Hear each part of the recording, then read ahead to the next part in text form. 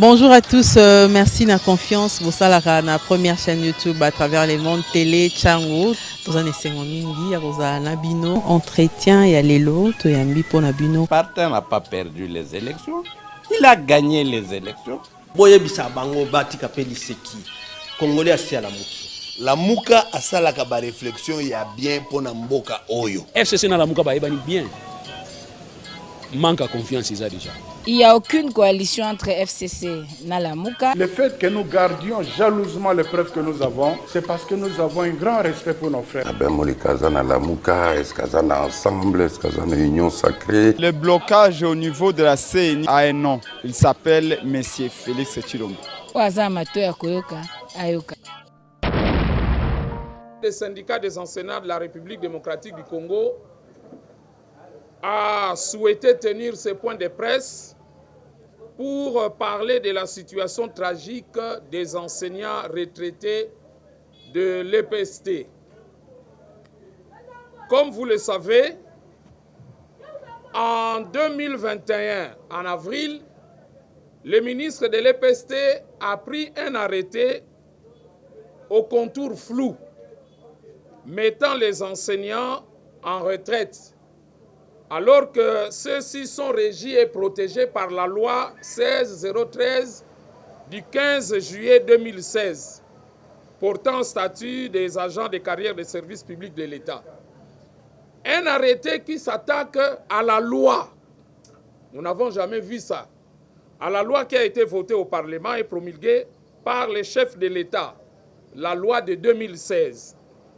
Eh bien, la synergie des syndicats des enseignants de la RDC a fait constater au ministre, à la prise de cet arrêté, qu'il y avait effectivement violation de la Constitution, ça c'est un fait, mais il y avait également violation du Code du travail et violation de la loi précitée.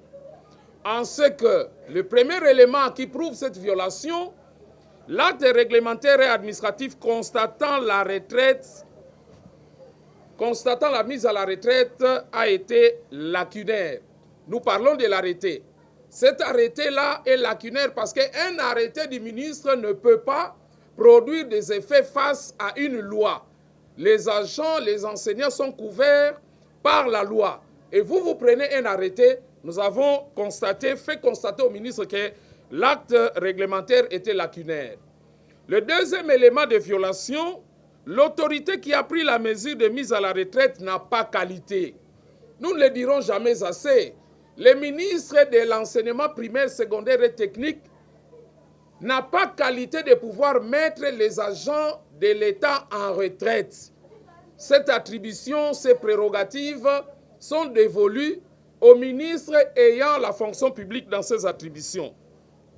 Troisième élément d'irrégularité, la non prise en compte des éléments légaux constitutifs des indemnités de fin de carrière et de la pension de retraite.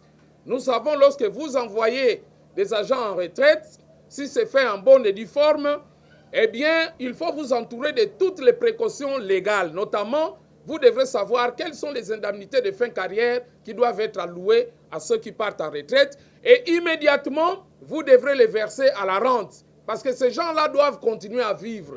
À ce jour, ce n'est pas fait. Un autre élément, c'est le caractère unilatéral de la procédure de mise à la retraite. Le ministre a pris la décision avec un cabinet politique. Ni la secrétaire générale à l'EPST, que nous avons eu à rencontrer via notre conseil, ni le directeur qui est chargé de la rente, ni même le directeur de SECOPE qui a nié devant la justice, toutes ces personnalités, tous ces services n'avaient pas été contactés. Le ministre s'est arrangé avec des syndicalistes clients, et il faut le dire, pour pouvoir mettre des enseignants à la retraite. Et il a taxé tous les autres syndicats pertinents, dont nos organisations syndicales, des syndicats qui ne sont pas en ordre, justement pour faire main basse sur cette question-là. Et effectivement, il s'est fait accompagner de ces syndicalistes, il a fait passer la mesure. Alors, ayant constaté cela, nous nous sommes demandé, mais est-ce qu'il faut abandonner les enseignants? Fort de cette irrégularité, la synergie des syndicats des enseignants a demandé à tous les enseignants lésés d'adresser le recours administratif individuellement auprès de la hiérarchie pour obtenir une reconsidération de la mesure. Parce que la loi de 2016 nous reconnaît deux recours. Il y a le recours administratif, c'est-à-dire vous vous adressez à la hiérarchie pour que la hiérarchie revoie la mesure qui a été prise. Mais lorsque ce recours n'a pas gain de cause, eh bien, il y a un autre recours qui est prévu, c'est le recours juridictionnel. Et donc, tous les enseignants retraités, du moins la plupart qui sont affiliés à nos organisations syndicales, ont écrit, ont adressé des recours, soit au niveau du secrétaire général, au niveau de leur gestionnaire, mais toutes les lettres de recours sont restées lettres mortes, classées sans suite. Voilà pourquoi nous avons dit qu'il était question maintenant de pouvoir nous référer, recourir à ce qu'on appelle les recours juridictionnels, c'est-à-dire aller vers les instances qui peuvent nous départager.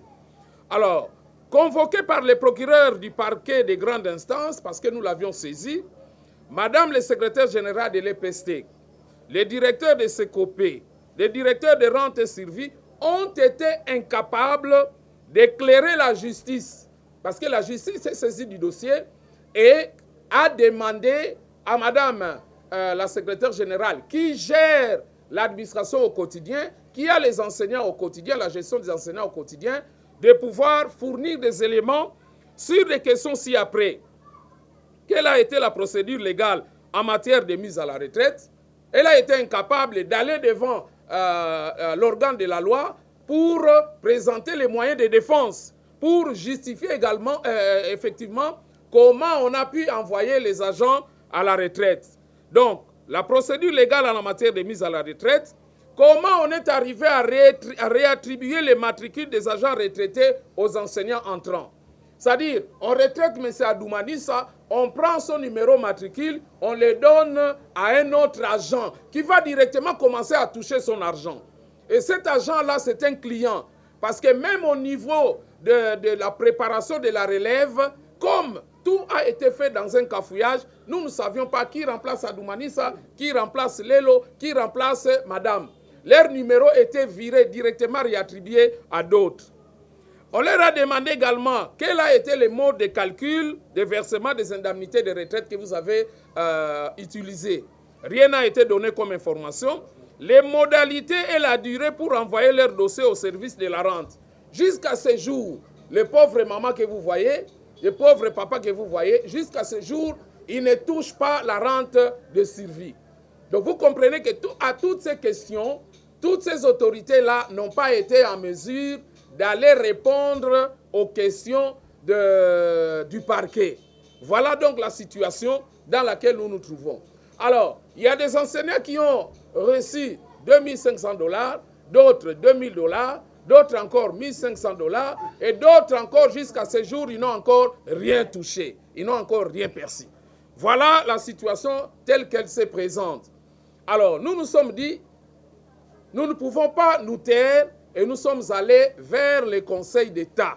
Sur recommandation du conseiller spécial du chef de l'État en matière de sécurité, que nous avons saisi, et à travers sa correspondance du 28 avril 2022, il nous a orientés vers le Conseil d'État pour que nous puissions obtenir la suspension et l'annulation de cet arrêté, afin que cet arrêté ne continue plus à produire des effets.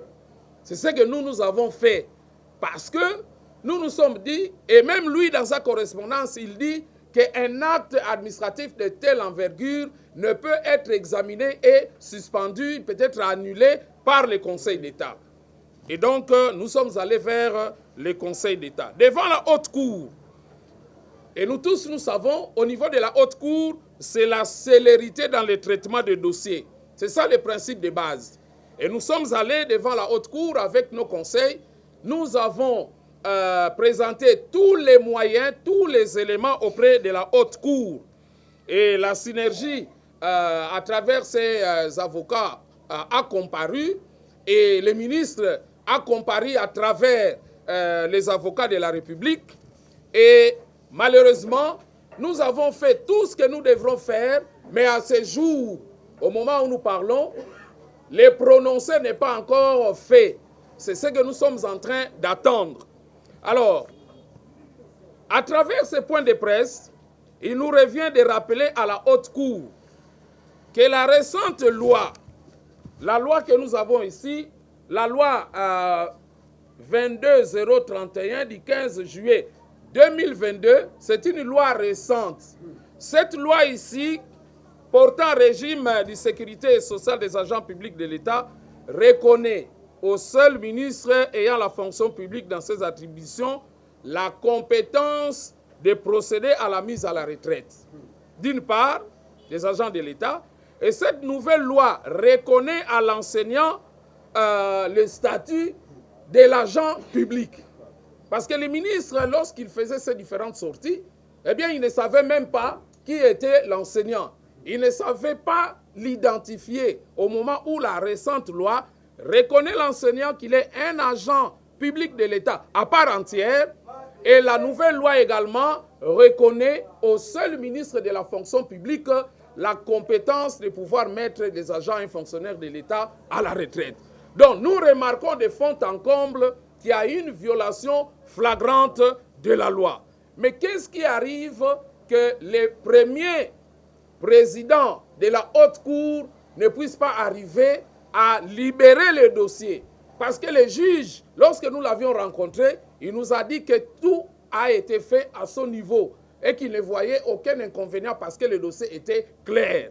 Mais lui doit recevoir l'aval du premier du premier président de la Cour, parce que c'est lui qui est la hiérarchie, qui est le chef qui doit ordonner. Alors, à ce jour, le dossier est bloqué au niveau de Madame la Présidente, et nous sommes en train d'attendre et d'observer avec beaucoup d'étonnement les hésitations de Madame la Présidente de la Cour. Nous annonçons donc à travers ces points de presse qu'il est important que ce dossier soit libéré, parce que si cela n'est pas fait, nous allons commencer avec les retraités à mener des actions pacifiques, légales, qui nous sont reconnues, pour que finalement Madame puisse donner les prononcés, afin que les agents de l'État, les enseignants, aujourd'hui ils sont près de 3000 qui croupissent comme ça. Même la carte de la mutuelle de santé leur avait été ravie. Il faut absolument qu'ils n'ont pas de salaire, ils n'ont pas de soins de santé. Donc maintenant là, il est important que nous puissions faire pression pour que les prononcés soient dits et que ces agents puissent recouvrer leurs droits. Camarades A, camarades A, camarades A. Voilà donc l'essentiel des informations que nous avions à donner à la presse, à donner devant l'opinion, pour que finalement nous puissions nous apitoyer sur le sort de ceux-là qui nous ont formés, ces gens-là qui nous ont formés, qui ont servi la nation et qui sont abandonnés aujourd'hui. Les lois sont claires. Le ministre Tony Mouaba ne peut pas procéder à la mise à la retraite des agents de l'État. Nous savons plutôt que l'objectif qui a été visé, c'est de pouvoir mettre en place une caisse de retraite. Vous savez que les enseignants, nous sommes 600 000 agents.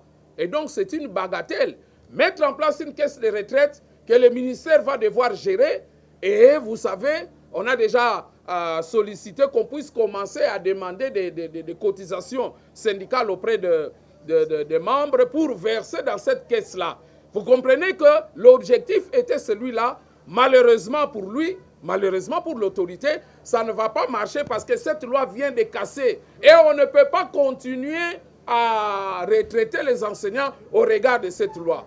Et nous avons vu que ce groupe de gens ont rencontré le directeur de Secopé. Alors, ils disent que les ministres de la fonction publique, effectivement, il dit qu'il faut que tous les enseignants soient versés vers la CENSAP, vers la caisse de retraite de la fonction publique. Vous voyez effectivement que les ministres de l'EPST ne pouvaient pas le faire. Et maintenant, ils sont en train de négocier un accord de partenariat avec le ministère de la fonction publique pour que les enseignants soient versés de l'autre côté là. Mais ils cherchent comment à faire un accord de partenariat pour commencer à prendre de l'argent, parce qu'eux ne peuvent pas s'imaginer que tous les enseignants soient versés au niveau de la caisse de la fonction publique. Voilà la situation devant laquelle on se trouve, mais je crois que le premier vice-président, le premier président de la Cour va devoir dire les droits et va devoir remettre les enseignants dans leurs droits les plus ultimes, les plus légitimes. Voilà l'essentiel du message que nous avions. Et s'il y a des petites questions, on pourra y répondre. Sinon, on va remettre les documents à tous nos amis journalistes. Venez voir les enseignants retraités en danger.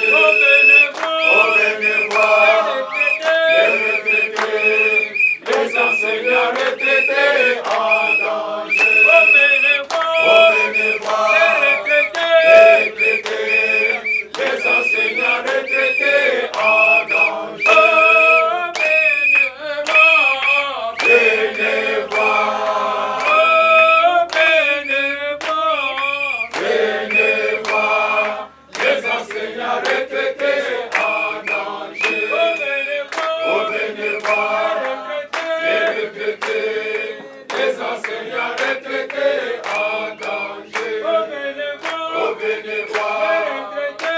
retraités, les enseignants retraités en danger. Venez voir. Monsieur Jean Bosco Pouna, bonjour. Bonjour maman. Oza, secrétaire général, il y a Sinecat, Lelo, la point de presse. Essentiel, il y a Maloba, Bopesi, Nabapandi Sango, na Lingala et Zalinini. Merci mingi Mama Gloire pour motuna na yo. Lelo oyo ezalaki mokolo tokanaki to sala point de presse pour la makambo yo ya etali ba retraité ba enseignant retraité à EPST. Lo omoni to bundani et ango to monaki lelo to rendre compte na ba processus nyonso to sali to komi wapi to bandaki wapi to komi wapi. To bandaki na kosala rappel ya makambo yo ezwaki ba retraité ya EPC ba enseignant EPST. To monaki tango ministre Tony Mwaba komi na ministère ya EPST na avril 2021 ye azwaki mokano ya ko bengana balakisi na loba boye pamba te retraite tango ezali ata ya malonga te azwaki mokano ya ko retraité ba enseignant. Na ndenge azwaki arrêté na ye, arrêté wana ezalaki ko violer systématiquement mibeko ya mboka ya liboso ezali constitution ya République démocratique du Congo. Pamba te enseignant azali agent de l'État, mais ye moko azalaki koyeba penza te enseignant azalaki nani. Yango wana amona ke ye akoka kozala ndingisa ya ko retraité. Wana ezalaki likambo ya liboso ezalaki penza malonga te.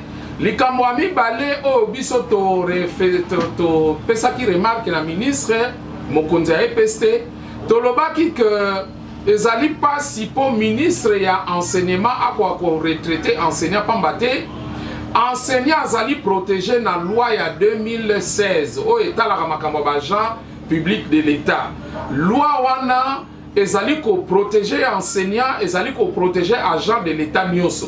Donc okoki kolongola enseignant te na arrêté oyo euti na ministre sectoriel. Tolobelaki ministre Kasandimaki biso te ye na baninga na ye na kati ya cabinet na ye na ba syndicat oyo ye andima kosala na bango ba longolaki ba enseignant en violant toutes les dispositions à la matière. Wana ezalaki rappel to bana kopesa baninga po ba yeba que likambo esalemaki na ndenga malonga te. Constitution ya République ba violer yango, loi ya 2016 ba violer yango, code du travail pe ba violer yango. To yebisi ministre mokonzi andimaki biso te. Na kati arrêté wana zwaki, eh bien tozali komona que ba enseignant ba kei na retraite kasi bato wana batie bango na rente de survie te. Na mokolonde to loba boye ba enseignant nyonso ba kenda retraite ba vandi près d'une année bazwaka mosolo moko te, baza na salaire te, baza pe na rente te, ebele kutu bazali kokufa. Likambo mibale oyo tofezaki remarquer ministre ezalaki likambo etali calcul ya ba indemnité à fin carrière. Omoni mama soki bolingi botinda ba agent de l'État na retraite, eh bien comité mobimba esengeli evanda po bayeba bato wana bakopesa bango misolo boni bongo biso awa bansenya bazalaka na barème kutu te ndenge nini bakalkule baretraite wana bakalkule baindemnité wana yango omonaki ke na bansenya mosusu oyo bazali na kati ya synergie na biso bamosusu bazwi $2000 bamosusu bazwi $1500 bamosusu ndenge tozali koloba boye nanu bazwi misolo te bazozelisa bango donc eza likambo moko pasi bavandi na ndako bazali kosala te bazozelisa bango eza likambo moko vraiment pasi. Alors likambo mosusu tomonaki ezali ke ministre azwi mokano na ye wana po amema baenseignant na retraite mais kasi soki otali malamu bato mosusu bakogisaki mpe bambula te lokola commission moko technique ezalaki te oyo esalemaki mpo etala makambo nyonso wana bakei na retraite yango tolobaki ke lokola aboyi koyokela biso torassemblaki baenseignant nyonso tolobi na bango bakoka kosala recours mpo na kati ya loi elobi ke soki ozali lésé par une mesure ya autorité okoki kosala recours tozwaka na deux recours il y a le recours administratif et le recours juridictionnel. Alors recours ya liboso ezali okomeli mokonzi mpo atala ndenge nini akoki kobongola mesure wana pamba te agent de l'État, enseignant, oh, ça dit 30 ans, 40 ans, 50 ans, vraiment, à rendre loyaux service dans l'État, boni boko benganae boyoneti mwana, boko benganae neti mal propre. Yangwana tolobaki, en tout cas, et kozala malamu que na bako komela bakonzi po ba revoir ba recours esalemaki recours to komi partout ba enseignant ba komi bango moko partout eza na secrétaire général eza le pas ba gestionnaire na bango kasi ebungu tulu ata mutu moko apesaki réponse na makambo wana ezalité yangona na ngambo ya synergie des syndicats des enseignants de la RDC tomonaki ke ekomi ngala tokoka ko intéresser parquet nde tokendaki epa ya ba instance judiciaire tokei na parquet andimi memo na biso tokendaki nango plainte na biso bongo na parquet kuna ba convoquer maman secrétaire général à EPST ba convoquer directeur ya Sekopé pe ba convoquer directeur ozali kotala makambo rente pe survie malheureusement bato nyonso wana ba bengaki ba koki kokende ko répondre na makambo yo ba sengaki bango te pamba te kuna na parquet ba sengi bango baya bakende kolimbola ndenge nini procédure légale nini yango bango basalelaki po batinda bansena na retraite eza motuna monene likambo mosusu basengaki na bango baloba na ndenge nini yo ozwi matricule muto oyo opesa yango muto azo kokota c'est-à-dire enseignant oyo ake retraite azalaki na numéro matricule na ye ozwi kaka même numéro opesa yango na moto mosusu na misolo na ye et puis muto aye koremplace ye toyebi ye mpenza malamu te pamba te comité d'harmonisation esalemaka te ezali vraiment problème eza kokoso likambo mosusu batunaki bango ndenge nini bosali calcul ya baindemnité ya fin carrière toyeba yango po tokoka biso bazuzi toyeba ndenge nini ya kodepartage kasi bakokaki kokoma kuna te kutu directeur ya Sekopé ye alobi makambo wana ye ayebi te ebandaki wapi secrétaire général pe alobi nga pe nayebi te makambo wana eutaki wapi ebandaki wapi donc bango nyonso wana ministre abubaki bango ye moko azwi mikano en tant que politique et puis entraîner bango. Alors tant tomoni tokomi na niveau wana ekomaki passe mingi tolobi ya mbala oyo tokende na haute cour babengi conseil d'état pamba te na niveau ya conseil d'état kuna nde bakasaka ba mesure oyo utaka pa ba autorité lolenge ya ba ministre bakase mesure wana administrative po bako kozongisa ba enseignant na ba droit na bango yangwana esengaki ke tokende na haute cour na conseil d'état pamba te toyebi que tant to komelaki mokonzi mboka tant to komeli conseiller spécial en matière de sécurité à chef de l'État ye alobaki na biso que non il faut bokende na conseil d'état parce que conseil d'état yende azali na pouvoir ya ko casser mesure oyo ministre azui tokei na conseil d'état to sali pe ba procédure nyonso tokei pe kuna na ba conseil na biso ba avocat na biso to landi ba procédure nyonso eh bien makambu pe tolekiti na plaidoirie et salemi ye ministre atindaki ba avocat na ye biso pe ba avocat na biso bazali balobelaki ba makambu nyonso na plaidoirie yango wana biso nyonso toyebi ke na kati ya conseil d'état makambo na bango ba traitement ya dossier ezalaka mingi basala yango na lombango baloba yango eza ba principe ya célérité yango ndenge basalelaka kuna kasi lelo tozali kokamwa kino lelo dossier evandi tango tokokutana na zuzi na juge atalaki makambo alobi ngai na si nasalaki makambo na ngai en tout cas situation eza claire pamba te totali makambo nyonso ndenge boyaki nango bainjustice oyo esalemi baviolation ya droit en tout cas baenseignant esengeli bazala rétabli na badroit na bango kasi lokola ye azali mokonzi ya cour te ya conseil d'état te esengeli ke mama oyo azali kotala mama oyo aza présidente ya cour ya haute cour ya conseil d'état ye nde esengeli apesa aval na ye po bakoka kopesa prononcer kino lelo oyo ça fait presque un mois tozali kozela tozali kokamwa mingi pamba te tokoka kondima te ke na haute cour bakoka kobinisa balakisi au moment où biso nyonso toyebi ke loi nouvelle loi kutu loi ya 2022 oyo ezotalela makambo ya sécurité sociale elakisi polele que ministre sectoriel akoki kotinda baenseignant na retraite te nata la référence ya loi ngo ezali loi 22/031 du 15 juillet 2022 na kati ya loi wana ndingisa epesami kaka na ministre ya fonction publique yende mutu akoki kotinda ba enseignant ba agent de l'état na retraite donc ministre Tony Mwaba abukaki mibeko esengeli ba rétablir ba enseignant na ba droit na bango. Deuxième chose, ezali ministre à fonction publique ne mutu akoki ko organiser caisse de retraite oyo bakomi ko wela na boye toyebi ministre na biso lokola yebi ke toza près de 600 000 enseignants. Bon, omoni eza intérêt moko ezali wana ye alingaki vraiment bango bakoka ko gérer caisse wana retraite au moment où ezali na ndingisa na yete yango biso na point de presse au tenir to sengi na haute cour vraiment to sunga chef de l'état pamba te chef de l'état azali ko senga avènement ya état de droit to sunga ye po bakoka ko dire le vrai droit tozali ko zela le prononcer kino lelo yaka te yango na nde makambo tolobeli awa ba papa oyo na ba mama oyo bomoni awa lelo bazali kozwa ba soins de santé te ba botola bango ba carte ya MSP ya mutuelle de santé bazali kozwa lilo meya te na suka ya sanza bafutaka bango susu te et puis ndenge baza wana baza na rente de survie te donc toyebi te na mboka nini bakoki ko gérer bato lolenge wana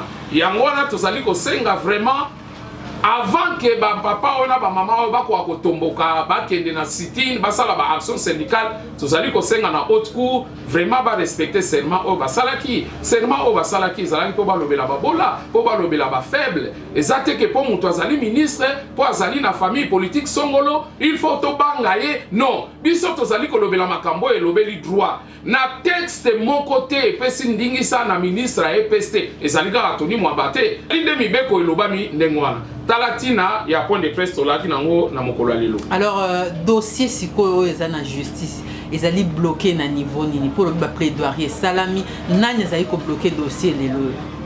Bon mama oyebi que biso tozali pe na misolo ya makasi te ya kokenda parce que soki bolongwe na haute cour je crois après la haute cour c'est Dieu après Dieu mais tu as vu tout parce que hier la haute cour yende il fallait après ça biso réponse na ba problème autres ali nango na likambo ya ba retraité bongo sikoyo ba bandi ko tergiverser dossier to sali plaidoirie to sali ngo pe na ndenga kitoko ezala ba avocat o ministre atindaki ba monaki bango moko ke non argument ezalité loko les alika il faut pas que na ko défendre ezali mawa mingi na mboko ezala ba gestionnaire tozo ba directeur provincial ba gestionnaire ba o bazo kamba bitelo ba o bazo kamba ba enseignant bango nyonso ba yebi ki ministre abuki mibeko bango nyonso wana ba yebi ministre a EPST akoki kotinda enseignant na retraite te ezali ndingisa na ete tokei na kata haute cour toyebi ke soko komi na haute cour wana ezali suka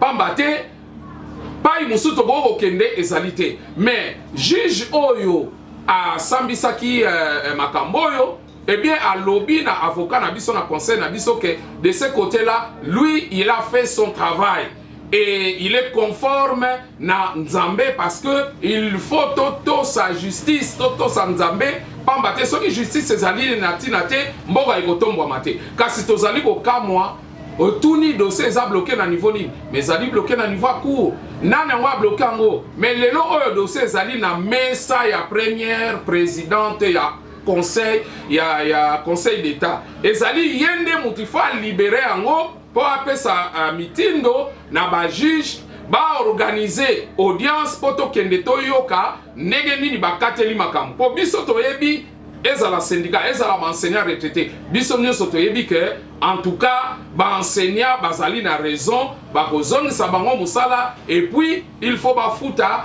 ba réparer pambate omoni mbula mobimba bavandi bazozwa eloko te ezali problème donc tozali kosenga vraiment na madame la présidente azala na motema ba maman akoka ko libérer dossier wana pona tina ete ba retraité bazala ba retrouver ba droit na bango ba futa bango ba verser ba o ba kokende na rente ba ke na rente et puis toyeba que ndingisa ezali kaka na ministre ya fonction publique parce que tout le monde a dit déjà loi on a autotangela o et bouki vraiment et là ya ministre ya EPST parce que akoki lisusu kotinda batu na retraite te soka santé te en tout cas wana ko comme ça biso mingi pamba te loi oyo ya 2022 ezali ko pekisa ye akwa kotinda batu na retraite parce que soki to kebite ministre ya EPST atinda batu na retraite et vous avez un ministre qui est en retraite, ou il y a environnement, ou il y a santé. Donc, il y a vraiment la jungle dans le gouvernement. Le ministre Azali habilité à continuer à la retraite, le ministre Liaou, et puis même temps, il y a la loge.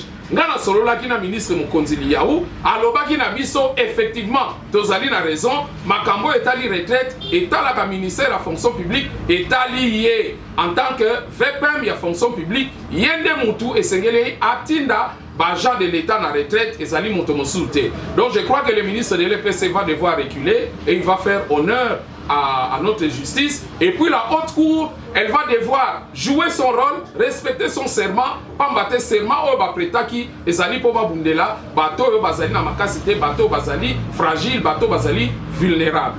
Alors, maintenant, mon sous comme ça d'actualité, Toka qui micro-l'équipe ministre Babatia qui va enseignant Bongo, Yozali Mokambi, il y a synergie mon et il y a enseignant. Est-ce que Toka qui est nous peke beaucoup mis à troisième palier, si quoi tonto quand na monoko na yo moko réseau représenté enseignant et belé na katia synergie na yo, est-ce que beaucoup mis déjà na troisième palier en ondenge boso là na gouvernement congolais? Maman, il faut te bongisa, pambate. Celui de lobby troisième palier, tokosi. Et puis oyebi que na deuxième round bakenda ki na la loge ministre oyebi makamba sala ki ye abimisa ki ba syndicaliste mususu non en ordre. En fait, ayebi pona nini azali ko se comporter ndenge wana. Donc même que un groupe d'amis bangonde bakenda ki kuna na la loge bakenda ko bundela 20 000 francs oye sengela ki bakisam. Est-ce que ndenge tozali ko loba boy vraiment biso na kati ya Sinekat Otokela, Sinekat dont je suis le père fondateur avec Baninga Nangai. Est-ce que vraiment biso tokokaki ko bundela 20 000 francs? Toke na kolobela 20 000 francs? Non. Biso mosolo tozali ko zelezaki $400 au gouvernement a prometaki. Le minimum de $400 et sengela ki ba pe donc 800 000 francs et sengela ki ba pe enseignant pour asala mosala malamu.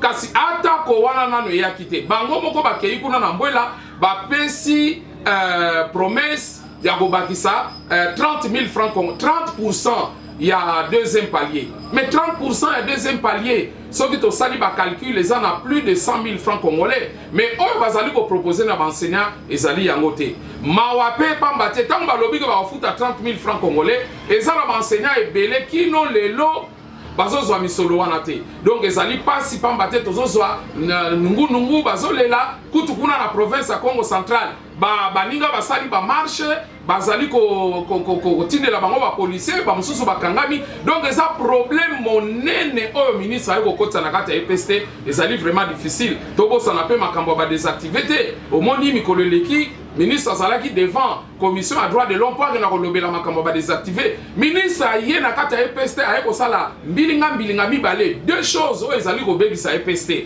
A désactiver ba enseignant bazali ebele. Tant que sali pression, azongisi bango kasafuti misolo na bango te afuti bango mwa moko.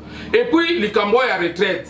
Donc aye a retraité bato en désordre, en violent. Toutes les lois a kanisa qui peut-être kokoma na caisse de retraite, mais en tout cas loi oyo utiko bima et buki vraiment elanyo soana nyonso batu nyonso sengeli bazonga na sensa bazonga na fonction publique. Donc au monique situation ezopesa bien te. Enseignant moyen basala musala malamu ezalite pambate yo mutu babakiselo 20 000 francs congolais 30 000 francs congolais okobi kandenge nini et puis bato ebele enseignant ebele na ba province nanu bazui misolo wana te donc ezali pasi mingi tozotala pe na budget de l'état makambo penza ezobonga mingi te yango wana donc situation eza kaka très difficile c'est pourquoi gratuité ezali mise à mal ezali par bango moko bakonzi ba oyo balansa gratuité pamba te enseignant oyo aza na primaire azozela kaka prime de gratuité na ye mais prime wana pe eza discriminatoire bato mosusu baza na $100 baza na 200 000 francs bamosusu baza na 30 000 francs bamosusu baza na 50 000 francs donc discrimination moko vraiment qui ne dit pas son nom ezali vraiment mabe mingi.